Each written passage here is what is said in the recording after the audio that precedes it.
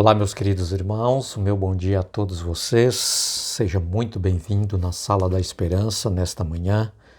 Hoje é quinta-feira, que a graça de Cristo Jesus, o amor de Deus e a comunhão do Espírito Santo esteja com você, esteja comigo, esteja com todos nós.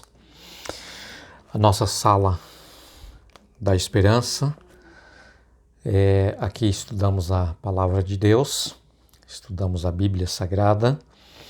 Queridos, é uma riqueza imensa, de conhecimentos que nós estamos aprendendo,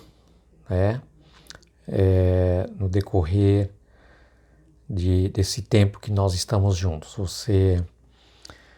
Eu acredito que você tem sido muito abençoado, porque eu posso dizer para você que eu tenho sido muito abençoado com a leitura da Palavra de Deus, tá?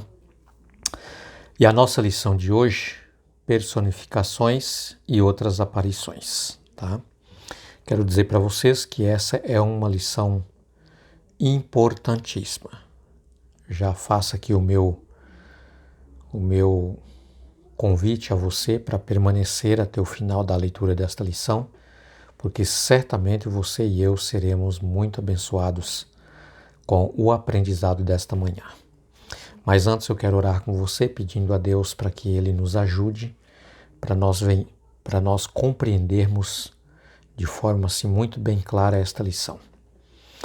Ó Deus querido, nosso Pai, neste momento, querido Deus, nós vamos abrir a Tua Palavra e nós queremos aprender. Nós queremos, ó Pai, que o Senhor, por favor, abre o nosso coração, a nossa mente, para nós podermos, ó Deus, ouvir a Tua Palavra e entender de forma bem clara a Tua vontade para nós. Em nome de Jesus, nós o pedimos estas bênçãos ao Senhor. Amém. Queridos, as personificações demônicas, dos mortos e outras aparições demoníacas são semelhantes à necromancia, tá? As personificações podem ocorrer numa forma de uma família falecido, amigo ou uma outra pessoa conhecida. A aparência física, a voz, são semelhantes às do falecido. Esses artifícios serão usados para enganar os que estão fundamentados, para enganar os que não estão fundamentados na Bíblia, tá? Então são artimanhas do inimigo, artimanhas de Satanás, tá? Ele tem poder, para personificar uma pessoa, uma pessoa da família, uma pessoa conhecida, um amigo que faleceu, tá? De forma assim tão parecida, tanto a voz como a parte física, o semblante da pessoa, que se você não tiver fundamentado no conhecimento da Bíblia Sagrada, você pode ser enganado com muita facilidade, porque poder para isso ele tem, tá? E você imagine só que Adão e Eva lá no Éden, lá quando Deus havia criado de forma perfeita o Éden, e ali, queridos, eles não tinham pecado, eles não tinham nenhuma mancha de maldade no coração, na vida deles. Foram enganados por Satanás. Imagine nós, que já estamos aí por volta de 6.000 anos, contaminados com o pecado, a nossa mente enfraquecida, tá? Se nós não estivermos fundamentados na Palavra de Deus, estudando, examinando, tá? cuidadosamente, queridos, é muito fácil e demais para nós passarmos a acreditar nas teorias fábulas satânicas, tá? Diabólicas, assim como ele apresenta, tá? Esses espíritos mentirosos personificam os apóstolos e os representa como contradizentes, contradizendo o que escreveram sobre a inspiração do Espírito Santo. Como ato culminante no grande drama do engano, Satanás ele procura personificar até a Cristo. Tá? Por exemplo, no grande conflito na página 463, tá? Ali conta para nós que um pouco antes de Jesus voltar, Satanás ele vai personificar Cristo Jesus. Tá? Ele vai andar de um lugar para outro enganando, dizendo que ele é o Cristo. Tá? Jesus já veio, que você pode tocar nele, que ele é o Cristo que prometeu voltar e ele já chegou, tá? E ele até traz algumas informações, tá? Dizendo que agora não precisa mais você guardar os mandamentos de Deus, inclusive o sábado, porque ele mudou a observância do sábado para o domingo, tá? Só, queridos, que ele não foi dado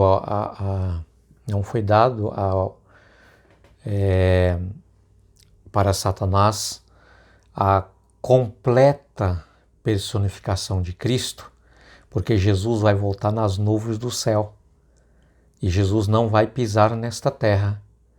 Então, logo, querido, se ele estará andando de um lado para o outro, dizendo que ele é o Cristo, e você está fundamentado na Bíblia, você não vai ser enganado, tá?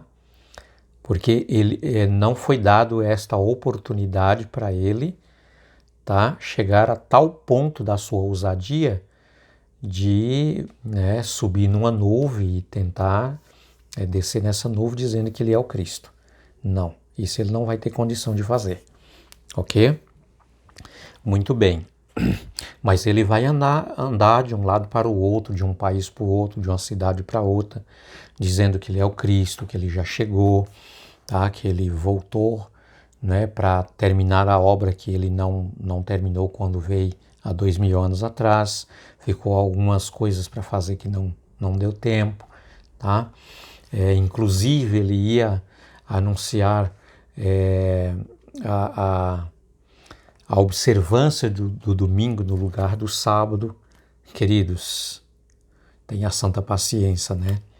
Então, por essa razão, nós precisamos estarmos fundamentados na palavra de Deus, senão seremos com muita facilidade enganados por ele, tá?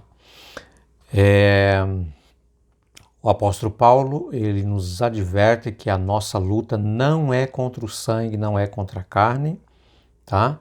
Mas contra os principados e as potestades, contra os dominadores deste mundo tenebroso, contra as forças espirituais do mal nas regiões celestiais, tá?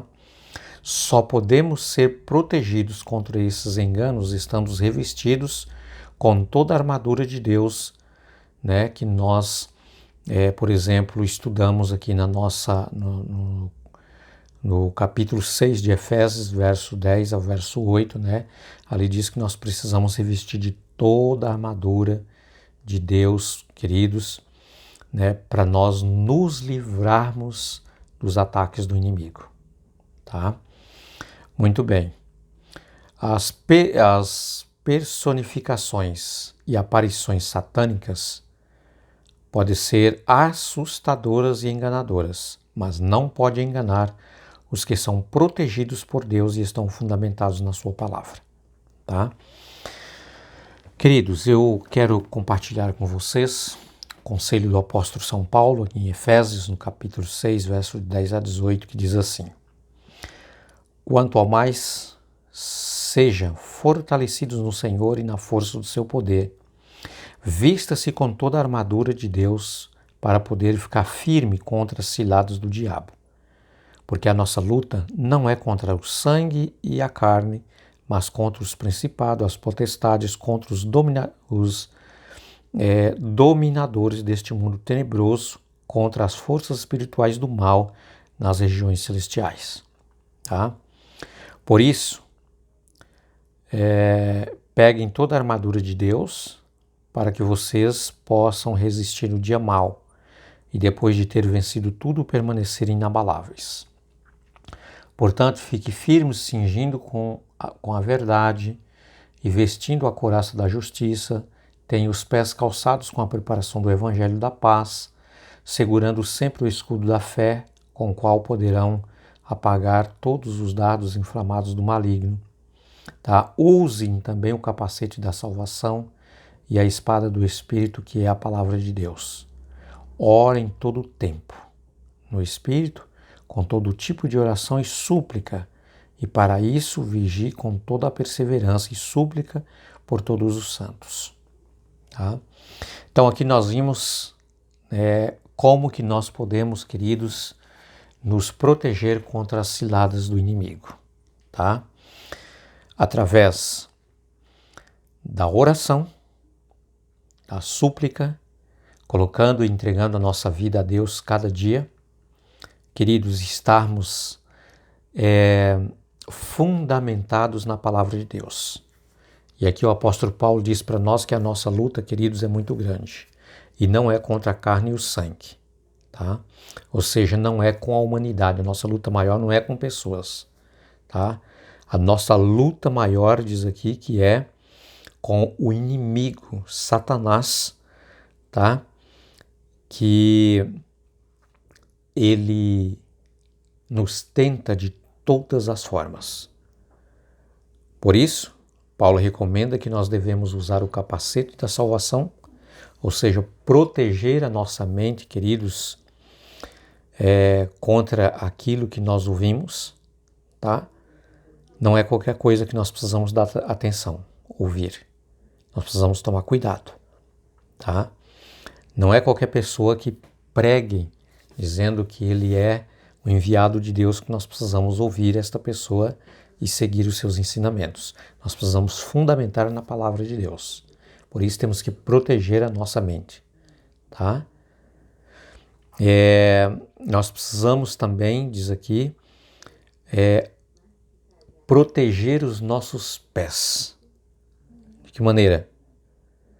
Lembra que Davi, lá em Salmo 119, verso 105, ele diz: lâmpada para os meus pés é a tua palavra e luz para os meus caminhos.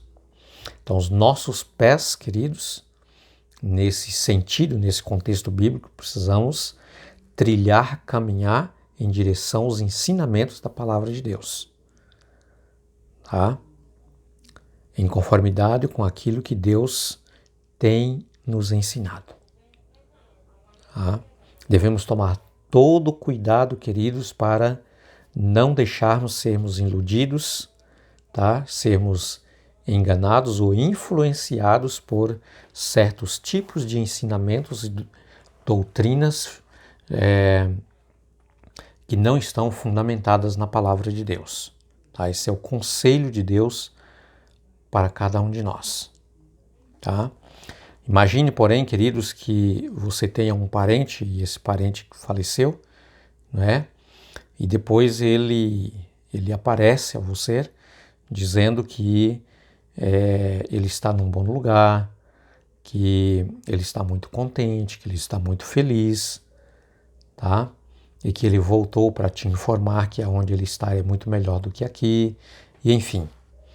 É claro que se nós não estivermos fundamentados na palavra de Deus, se nós não estivermos seguros com as verdades de Deus, vai ser muito fácil para acreditarmos. E não é de admirar, porque o inimigo, queridos, quanto mais se aproxima o tempo do fim, mais ele vai nos tentar, de todas as formas, de todas as maneiras, tá? Se ele é capaz de tentar e personificar a Cristo Jesus, tá? Andando aí como Jesus quando esteve aqui,